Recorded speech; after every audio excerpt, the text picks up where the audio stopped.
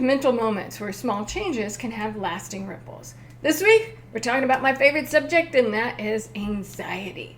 Today, I want to talk about gut thinking.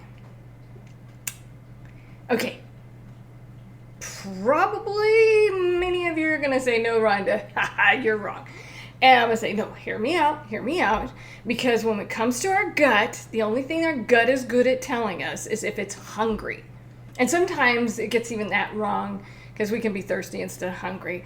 Okay, so what do I mean by it? Gut thinking is our so-called intuition. Now, what did this come from? Alrighty, when we're going about our day and all of a sudden we have something that's a sudden shock or something, we feel it in our stomach typically, because that's where anxiety is often felt, is in the stomach. This like tensing or tingling. So it gives us this impression that our stomach is telling us that something's up. And instead, it's our brain is, sending out sensory information and receiving that sensory information, interpreting that information, and then acting upon it. So if it, senses something that in your past, one long time ago, a certain man's voice at a certain pitch, and you're walking down the street and your brain hears that pitch, even if you're not consciously aware, your unconscious mind's like, scary man. And then you guys, that feeling in your stomach, and you're like, I got to get out of here. Okay. That isn't intuition. That is well-learned patterns. Okay. So, yeah, you might have some pushback on that. Sometimes people tell me, but if I would have listened to my gut, actually, if you would have listened to your reasoning, and your gut had nothing to do with it. Your gut digests. Okay.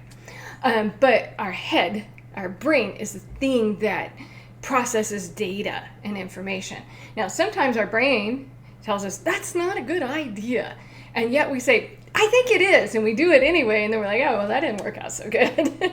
So we can learn from those mistakes. Being human, we make mistakes. We got to learn from it. Another thing that happens is something, I'll give you a big old word, okay? Cognitive emotive dissonance. This is probably what you're feeling right now.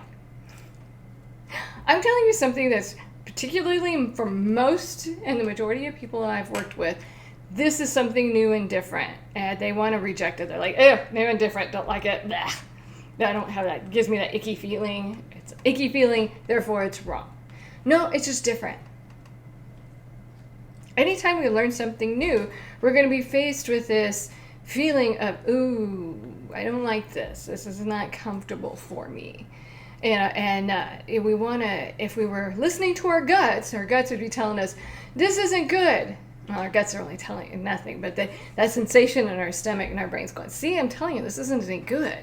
But in reality, it's just new. It's just different. So, but where do these gut feelings come from? They're well learned. They're experiences that are in the back of our head that we've learned a long time ago. It's kind of like, have you ever seen that poster where it says, everything I needed to learn in life, I learned in kindergarten? Look both ways before crossing the street, holding hands, all of these things like that. Those lessons that we learn will just stick with us forever.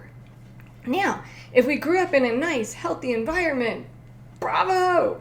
You're in this deeply held unconscious learning is probably very healthy. However, if you grew up in an unstable, or there was a lot of change, or there was a lot of chaos or confusion, or, just instability, those lessons are probably going to be skewed towards the negative. Because, somebody says, well, I knew in my gut when I pulled up to the grocery store, there was just, I shouldn't have gone in there. And sure enough, I went in and I panicked, and I knew I should have listened to my gut. No, this is well-learned stuff back here of anxiety thinking of stores are bad, people are bad, crowds bad. And then so when you pull up in the parking lot, you looked around, you're like, lots of cars, and you're all of a sudden and your brain's telling you, go away. And no, there's nothing wrong in this store. So therefore the gut is wrong. Now, if your gut's telling you that this is a dangerous situation and you find out it actually was a dangerous situation, not just a perceived, but an actual dangerous situation, that is because there is some lessons that are learned back here that, when I say back here, what I mean is really, really, really learned. So you don't even have to act on it anymore. You don't even know you're thinking about it. It's so well learned. So there's good lessons, there's a lot of good lessons, like look both ways before crossing the street. Good lessons. Don't wander around certain places of your neighborhood or cities after dark. Things like that. There's things that we've learned that are good, but there are some things we learned that aren't necessarily helpful.